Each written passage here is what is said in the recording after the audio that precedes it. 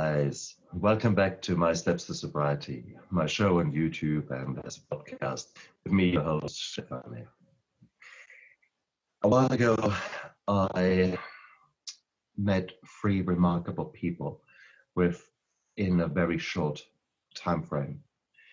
And nowadays I meet a lot of wonderful, wonderful people, and that's just the way that I roll. And as you will know when you're in recovery, or if you will move to recovery, you will get to know that fact that once you grow, you become a magnet to fantastic people who sort of migrate into your life.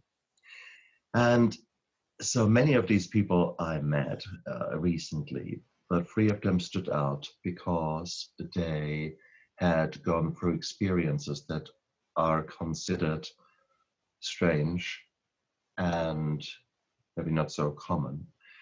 And I thought, hang on, if the universe delivers me three people like that within a short time frame, then I need to do a little mini-series about that and actually explore these experiences. So my first interview in this little mini-series is with Sue Paulson. Sue is a lady who was previously on my show, and I was fascinated by her story then. But at the time, we just rolled with other aspects of her life. Today, however, I want to focus on Sue's experience, specifically with a near-death experience, and want to listen to her and learn from her about her experiences. Now, I need to say I'm not religious. I'm not sure what I believe in. I believe that there are things that are bigger than us out there, no two ways around it. But I'm very, very open here. So there's no judgment, there is no nothing.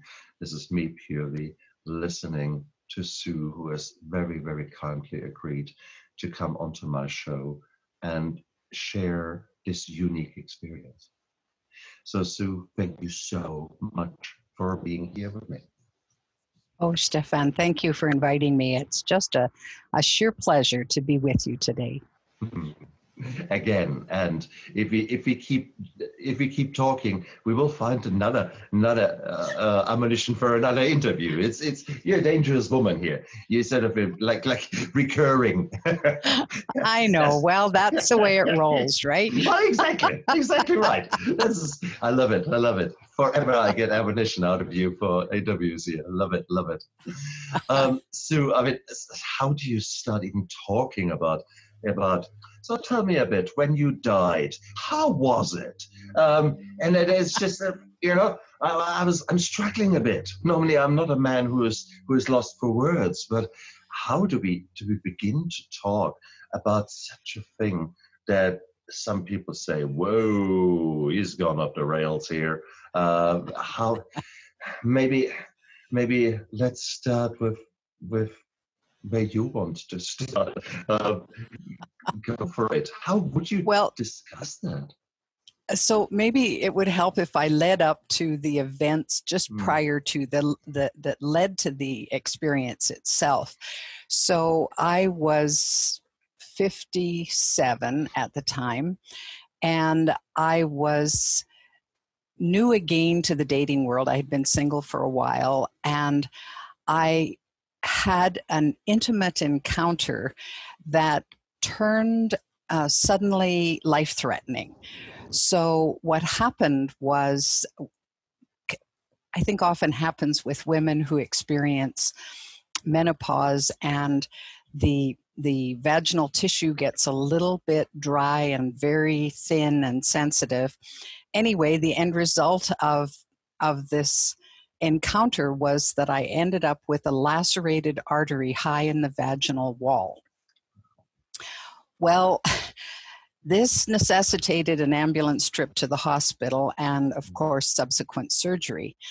Well, I just went through whatever I went through, but then when I was in recovery, when I was in my little room and woke up the next morning, this awareness just washed over me that I had been somewhere else. And it was such an unbelievable kind of thing, and yet I couldn't dispute it because it was an inner knowing, that both an inner knowing and an inner feeling. So a little bit different from other accounts that I've read of near-death experiences where people, they see this light and they go through this tunnel and meet other people on the other side. I didn't have any of that. But what seems to be common with other people who've experienced near death is I was bathed in this sea of absolute love, of unconditional love, such as I had never experienced before. It was just, I was totally enveloped by it, surrounded by it, and it was like it infused every cell. And oh wow, it was the best. Talk about full-blown ecstasy. Well, there it was. So that was the start of the remembrance, was this feeling that I had. And then as the encounter unfolded for me, the next thing that came into my consciousness was this sense of no judgment. And I'm going, what? Because I had been brought up as a youngster that, the good Lord has the good book, and here's the here's the good stuff you did, and here's the not so good stuff you did, and there's going to be a tally. So when you get to St. Peter's Gate, then some of you go this way and some of you go that way. Well, that was not it at all. In fact, absolutely the opposite, that the universe or God or all that is, whatever label one wants to put on that, has absolutely no judgment whatsoever. So whether I did everything that I wanted to do or planned to do in my life or committed to do or not was not the universe's concern. Whether I was the biggest saint or the worst sinner, the universe is kind of good. That's all good, because it's all fodder for the collective. It's all for the growth of everyone. And so I'm going, wow, well, that's different. And so I'm remembering this and thinking, well, that kind of sets my world on a totally different axis than I thought about before. And then it moved into I guess the analogy that I would use is, imagine a banquet table with an endless number of chairs. And every being on the planet has a chair. Now, in my upbringing, I thought that doing good works would earn me a place at the table. So for most of my life, I struggled to measure up. I struggled to think, well, okay, maybe if I do this, then I'll be worthy of God's attention and I'll have a place at the table. In the meantime, I mostly scrabbled for scraps under the table. And so here I am in this sea of absolute bliss, and here's this table, and here's a chair with my name on it. And all I had to do was pull out the chair and sit down, because I was worthy regardless, as is everyone, of course. We are worthy just because we exist. And so I'm going, what? You mean I could have been, quotes, a little bit bad in my life and I could still sit at the table? And I thought, okay, why did I spend all those years as Miss Goody Two-Shoes? Like, what was that all about? And so anyway, this whole experience it just had me enraptured, because it was so different than it shattered pretty well every belief I had about life and death and so on. And of course, one of the spin-offs of that was I no longer fear death. So, because it's a pretty cool place, right? Well,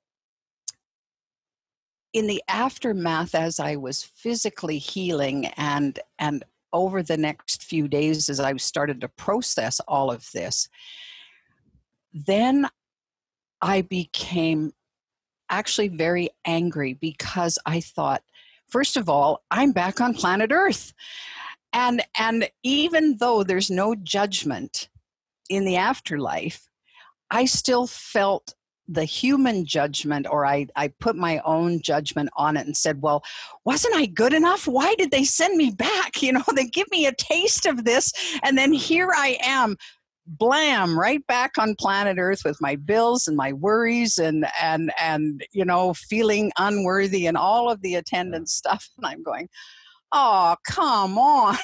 And so I was upset, and I couldn't understand, like, I don't get this process. And even though I clearly understood that there is no judgment, I couldn't get away from that idea. Like, it just, there was a disconnect there. So, and not only that, but the other thing that hit was, it seemed, I've always been quite purpose driven as far as, you know, well, what's the meaning of my life and how can I fulfill my purpose and all of that kind of thing. And on the one hand, then I'm understanding, well, actually none of that in the whole equation of the universe, none of that actually matters. And I'm going, what? Well, if it doesn't frigging matter, then why did I spend all that time, you know? Yes. What was that all about? So then I had something else to be really upset about. And so I guess I entered what lots of people would call the dark night of the soul, because when your underpinnings, whether your underpinnings are serving you or not, when they're all yanked out from under you, and there I am kind of floating, like, obviously the old was wrong for me. It just, I was mistaken. So that no longer is helpful. But what do I do with the new? Like, where do I go from here? So I'd hit that level. So that's kind of the beginning, and then a new beginning as far as my life went. Wow. At the moment, we're saying this is a near-death experience. Did the doctors come back to you and explain what actually had occurred?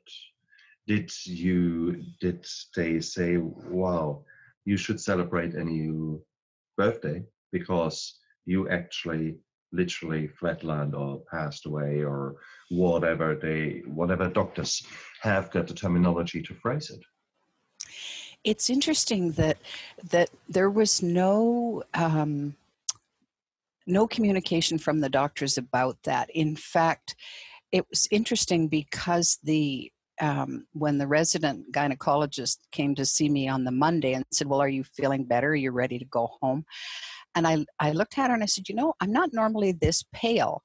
Could you just maybe check my blood count and see what's going on? Well, I mean, I had lost you know, I researched afterwards how quickly you bleed out if you lacerate an artery. Oh, yeah. And it's minutes. It's wow. Minutes. Well, I got to the emergency room at 1 a.m, and they didn't operate until 5 a.m. So you think, uh-oh. Well, anyway, so she checked my blood count. Well, the next thing you know, they're delivering two pints of blood to me to infuse, because like, I was down a quart. There was no question. And so, but for them, it was just, okay, she came in all torn up and now we've stitched her up and off you go now. So I was left with really no information about what may have occurred during surgery, nor did it even occur to me to ask. I just, oh, okay, I'm going home now. And wow, it was, and then the fun began. Mm. And unfortunately, nowadays, as anesthetists and surgeons, we are very much into open disclosure, where whatever happens, which is of relevance to the patient, we will discuss that with you. And Sure. it is something that modern anesthetists take our pride in, that we are able to deal with difficult situations, difficult patients, difficult surgeons, difficult everything, because life is not Sure. straightforward. No. So, that is, of course, the gold standard to which we want to adhere to. But sometimes I've had nights like that where you're rolling with the punches, and there's Oh, coming sure. a stabbing, and then there's a case like you, then there's a cardiac arrest, and there's an ICU admission with a head injury, a head on, and it all is adrenaline, and in the morning the only thing you want to do is get out of there. You don't want to sit with someone and talk, and you think someone else in the team will do that, and then down the line, that is actually not being done. Sure. So we don't know, having not seen your anesthetic record or your hospital records, makes it hard to say, okay, this woman had from 5:25 to 5:35 no output, and she was basically, for all intents and purposes, under resuscitation. She was dead. So we don't have that information in your case, but as with other people that I've spoken to, this complete change, this complete certainty, this complete insight there is, I think, a hallmark of what you have just described. This complete certainty that something had occurred, something so phenomenal or strange, out of this world, that there is no doubt in their mind that, hang on, this is life changing. And that's the strange thing. You did some research into the numbers. How many people are out there who are describing something similar?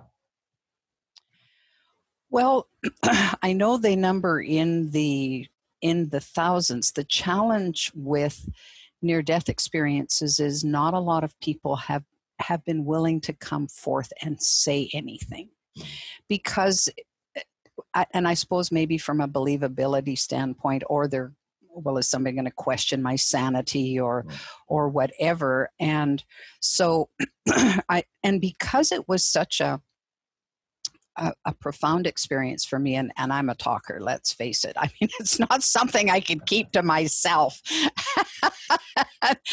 and I guess the euphoria I felt in being in that position, and I'm thinking, wow, I want people to know you don't have to be afraid to die. Like, this is a good place. You know, if your time is not up and you're still on planet Earth, you win. And if you die, you win. So there's no losing here. And so my hope is, in many ways, is that people coming up to that transition recognize, or at least hope, that this is going to be the best experience of their lives. So going home is a pretty, whatever label we put on home, that's pretty remarkable, and not to fear at all. And I think that is the important bit, because as a doctor, I've accompanied many patients who were dying. And of course, there's the fear of the unknown. Of course, there's the fear of, wow, they know they're dying because they have got cancer, and they have been told, this is the end now. There is no more help that they can give you. And they have come to terms with their finances, with their wills, with their everything. But what is hard for them is to accept that life is coming to an end, life as they know it. And therefore it is so encouraging and so beautiful to see that maybe there is more after death. And Yeah. it is a wonderful feeling. At the same token, there will be patients out there who are depressed and who have got enough of this world, especially under the difficult times right now, with COVID and with our world turning to custard. Mm-hmm. To those of you who are out there and who are in a really, really, really dark hole, may I just say, please, please, please, there are people out there who would love to give you a hug, who would want to know you, who would love to talk to you and be there for you. If you feel very blue, if you have got thoughts of ending your own life, please, please, please talk to someone. There are wonderful, wonderful people out there whose job, whose passion, whose mission it is to be there by your side and help you and change this world for the better, so that you realize that your temporary problems don't need a permanent solution. Yes, Okay. That, I think absolutely. that is so important. Life is so beautiful. Life is so gorgeous out there. You just can't see it at the moment. And I think those of you who have got such feelings, first of all, you need to know you're not alone. It's actually very common. If you look at statistics, then Yes. somewhere between 5 and 10% of people every year will have suicidal thoughts, and they can come out of the blue, etc. But please, please, please, do not act upon such pangs, such waves of negative emotions. Seek help. There is help out there, and please, please, please trust me. Just speak to your doctor, speak to your GP, speak to someone who is not invested in your lives, not a close friend, not a relative, but speak to someone who actually knows and has been working with people who feel down and out. Oh, Thank you. absolutely. That's Well, and I think um, the piece, Stefan, to add to that is for anyone who's in that really dark place to begin to understand your own worth.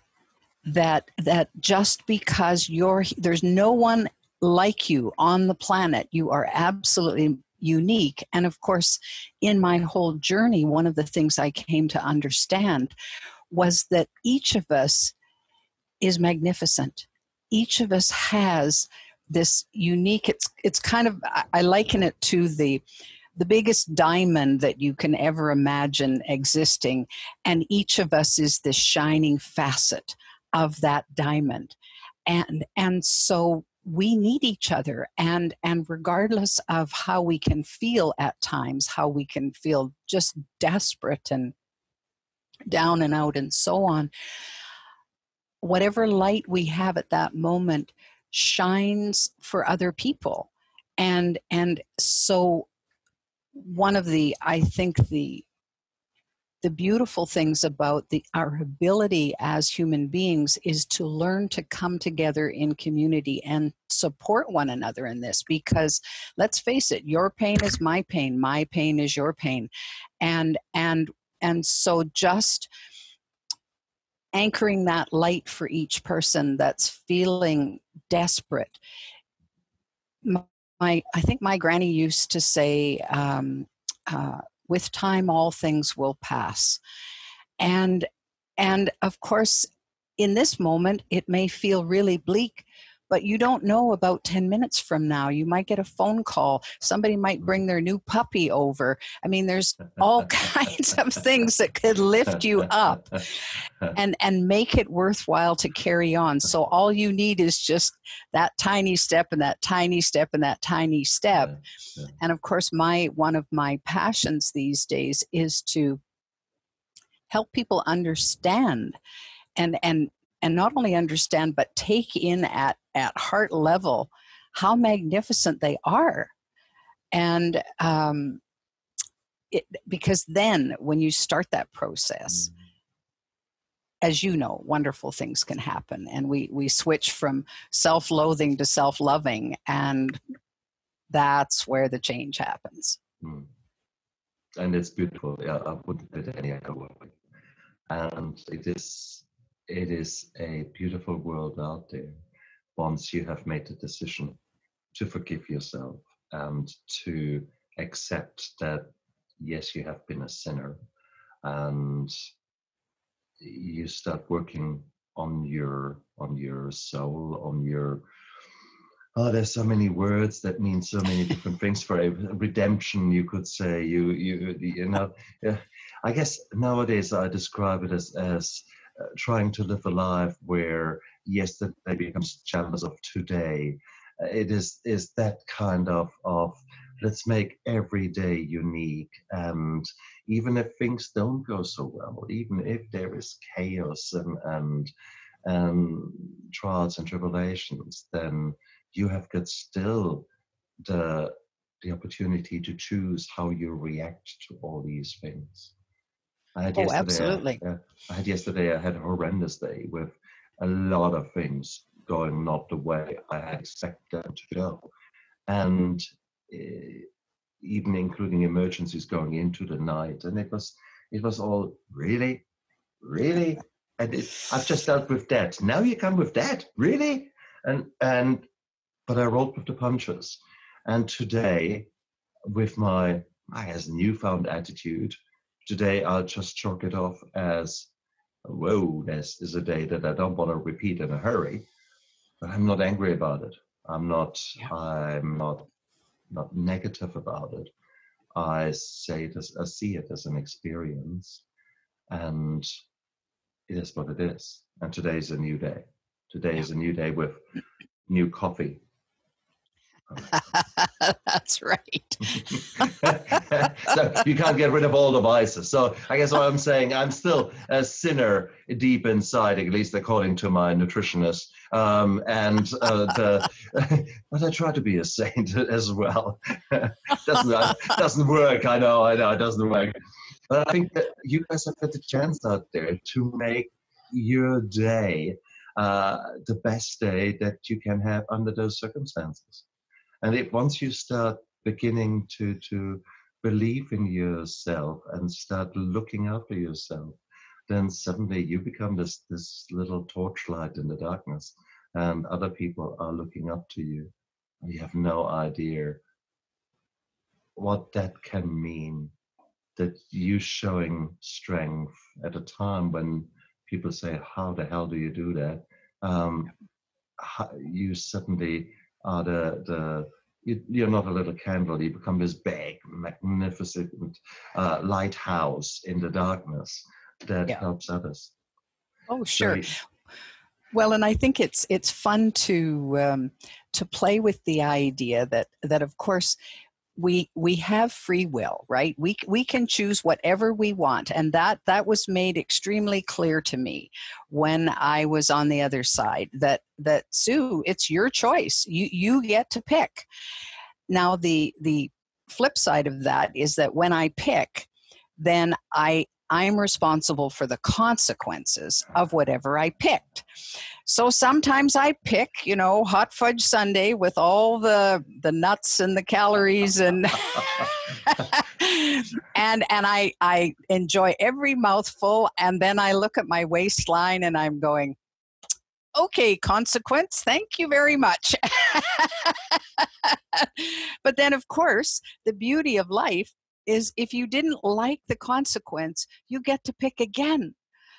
And I can say, oh, okay, well, maybe next time I'll have fruit or not, depending on what moves me at the time. So we have this freedom, except we allow ourselves to get bound up. I mean, we have programs from out of our past that dictate thou shalt not, and no, you could never do that, and on and on. And of course, I know for me, everybody's opinion when I was growing up counted far more than my own opinion. In fact, I didn't even think I had an opinion because everybody else's was just flooding my head.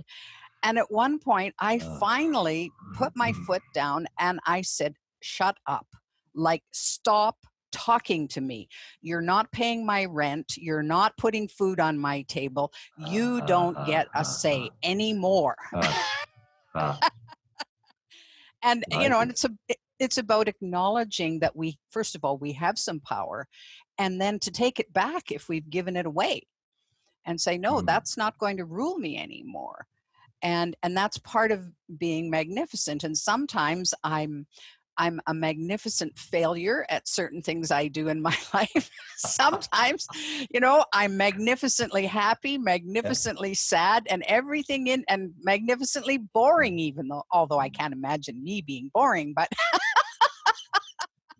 Exactly. Oh no, you're so right. You're so right. It is, you have a choice, and each choice has consequences. That's fine, but use it as a learning curve. Yes, you might be no longer 17, and it's okay. I am what am I? I'm 54 now, and I still I'm learning so much every single day, and it's trial and error to a certain degree. You know, sure it you is. try a new coping mechanisms, you try a new way of doing things. You try maybe one day to change your attitude, and instead of getting really, really angry with someone, you actually try to understand them and actually listen to what they are saying. And it might turn out to be a really, really good idea. Or it might turn out that he's a narcissist and a swine and a real a-hole. That's good. That's, you know, but you've changed. You've tried. And there's nothing wrong with trying. There's nothing wrong with you doing the right things there, isn't it? Oh, No. absolutely. Well, when I think it was Edison had 1,000 experiments before he perfected the light bulb and we had light. Well, you think, okay, 1,000 times. And how many times have I known in my own life when I tried 2 or 3 times and I'd get discouraged? Well, let's face it, life is an experiment. We have no idea what's going to come out of it on any given moment. And so we might as well just keep in there and okay, I'll see if this works, and if that doesn't work, I'll try something else, and away we go. And so it's just infinitely, I think one of the other things that came out of my near-death experience was my level of compassion. I always thought I was a pretty compassionate person, and I think I was. But now I tend to have compassion on steroids. Like I am so into how challenging life is for people and for me. So my compassion for myself and my compassion for the human condition and other people has just grown exponentially.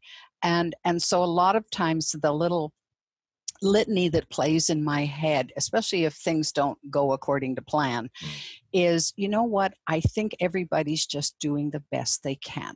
I mean, obviously, and if you think about it, could they do it better? Well, if they knew how to do it better, I'm pretty sure they would, but maybe they don't know how. And so for this second, they're doing the best they can, knowing what they know with the circumstances that they're surrounded with. So how do you judge that? You know, like, how do you say, oh, well, that's wrong, that's bad? Well,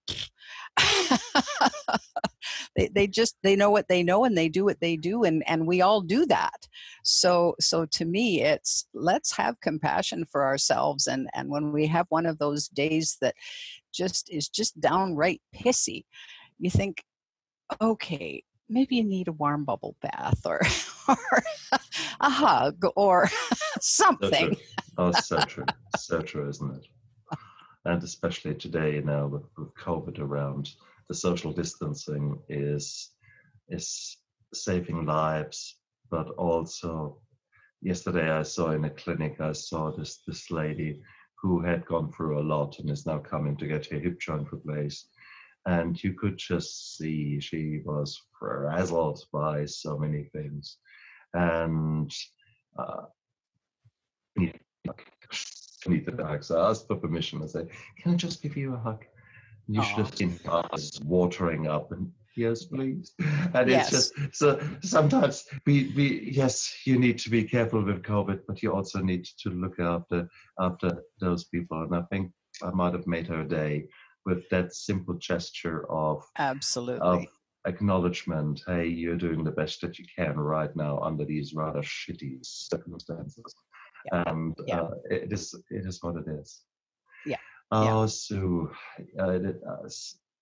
such a strange thing to talk about death and what comes afterwards, because for me, I'm forever as a doctor fighting against it.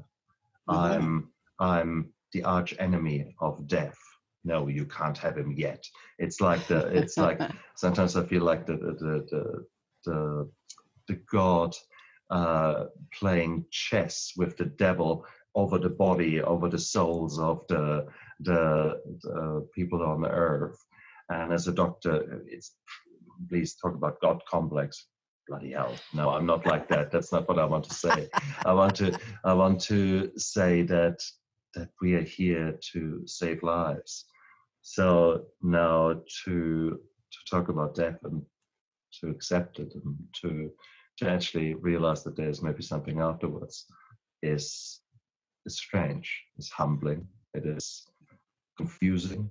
So Yeah. I think like many of us who are willing to open their mind, they will feel the same. So it is a strange thing, and therefore I'm so grateful that you shared that, because you had this experience. You were not afraid to open up to me initially about it, and now especially going out there and actually sharing your soul here. And for that, I'm incredibly grateful. So this is not an easy thing to talk about.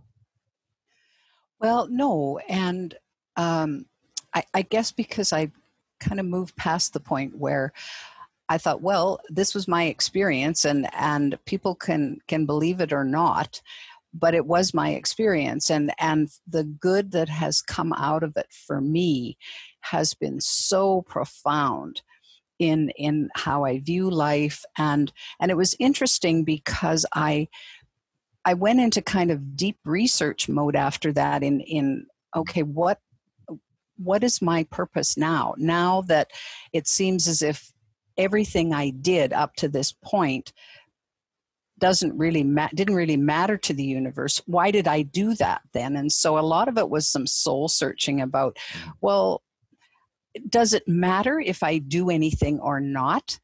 And of course, from a universal standpoint, it doesn't, because it's a collective kind of thing. But what I came to understand, and actually I read Communion with God by Neil Donald Walsh. And in there, he says on one of the pages, there is no meaning to life. And I'm going, what? Well, that's what I was told. And I'm so, okay, calm down, read the next line, except the meaning you give it. And I'm going, oh. And then the next paragraph, it was, there is no purpose in life except the purpose that you bring to life. And I'm going, oh, well, a million light bulbs turned on all at once. And I'm going, oh, I get it. So again, back to free will, I get to decide what gives my life meaning. And that could be moment to moment to moment. It could be really meaningful to bake the best chocolate chip cookies ever for my granddaughters. Sure. In that, Absolutely. that's really meaningful. It could be taking my car to the car wash. Well, that means something to me. I love a clean car and so on. So, and my purpose, it didn't have to be, I guess, what I had originally thought is this, this humongous serving humanity in a really solid way so that people notice and so on. Well, I mean, okay, if I do that, fine. This is good too, and I'd embrace that. But really, it's my own, well, what's my purpose in speaking to this person or helping someone else out, or and I can easily live that. Well, it was such a comfort to know that in the whole scheme of things, it didn't matter what I did on a kind of a mass consciousness level. What mattered was what I did for me, and because of what meant something to me, and it just helped me reframe my whole life, and it pulled me. I was able to pull myself up out of those deep, dark depths, because I struggled for 4 years, and then I got that cancer diagnosis. And so that kind of knocked the stuffing out of me again. And I'm going, what's this all about? But interestingly, that I kind of think I needed to go home 4 years previously in order to be able to have the courage, knowing that I didn't fear death, that I could go into the cancer experience with a different mindset, that I, even though I was terribly afraid, I was horribly afraid of what I was about to go through, I didn't fear dying. And I thought, well, I don't think it's my time to go, but if it is, hey, going home's no big deal. And so, in fact, it'll be lovely. And so there was that kind of in the background. And then following the cancer experience, I really did a deep internal search about, okay, what's this all about? And that's when I tapped into this whole idea of creating heaven on earth, saying, what if we just create what our imagined idea of heaven is? Could we have it right here, right now? Why do we have to wait to die? Is that possible? And I'm discovering as I step into that, it's entirely possible. So I feel as if I'm, if we can create hell on earth for ourselves, well, the flip side is also true. Okay. I mean, we've all done that, right? There have been moments in everybody's life where they said, this is hell, and I hate this. And well, let's just flip that around and say, well, could you experience the other half of that? The other flip side of the coin. Nice one. Nice one. Yes, because we have got more power than we like to believe. You have got the power to change this little world right now, right here, with your attitude and your aptitude. And it's beautiful. It's absolutely beautiful. You can make the most horrendous day around you really a beautiful day just by the way you behave yourself, you go about this day, and how you roll with the punches. This can be incredibly powerful. And Yes. it is a beautiful, beautiful thing. I love the way you have just phrased that. Oh, Sue, thank you so much today for sharing this kind of quite intimate and quite out there experience. And I'm very grateful, very humbled by it. That was the first time when we spoke off camera, and I was in deep thoughts for quite a few days afterwards. And today will not be very different, because it is not something that we like to think about. Death is in our society nowadays a bit of a taboo, is a bit of it will never happen to us, full stop. And if it happens to others, well, nowadays we don't really see it anymore. The elderly pass away in their retirement homes. The people who have got a nasty medical problem pass away in the hospital. And it's all sort of kind of sanitized, and death is sort of no longer the intimate and essential part of life. We do no longer kill our farm animals ourselves and then butcher them. The meat Yeah. comes packed in a supermarket. So it's all those kind of things where death is actually removed from our life and therefore becomes actually ultra scary and ultra, I don't know, I'm lacking the words here, but you guys know what I mean. It is a weird thing. So, and I think it's important that we talk about death as part of life, as a natural part of Absolutely. life. Yeah. And maybe it's really, really beautiful to see that there might be something warm and fuzzy waiting there afterwards. The light, a good feeling. I would hope so. And but in the interim, I will try my best to create heaven on earth, just that a little bit, without, again, no God complex here, guys. This is just a play on words here. But you have the choice to make today a different day, and you can lead by example. So, guys, I encourage you, try it out. Try out to be the leader within your small family, within your workplace, within your social setting, who chooses to live a life where integrity and honesty and transparency and authenticity, where these words actually mean something, and where you actually truly, honestly believe in them and act with them. And I assure you, your life will change tremendously. Look forward to that. That's for sure. Sue, again, thank you so much for coming onto my show. No doubt we will come up with another topic to talk one day, and I would be delighted to have you back on my show. Thank you, Stefan. Go and be magnificent, you, and I'll look forward to our next encounter. Thank you very much. And you guys out there, have a fantastic day. Bye.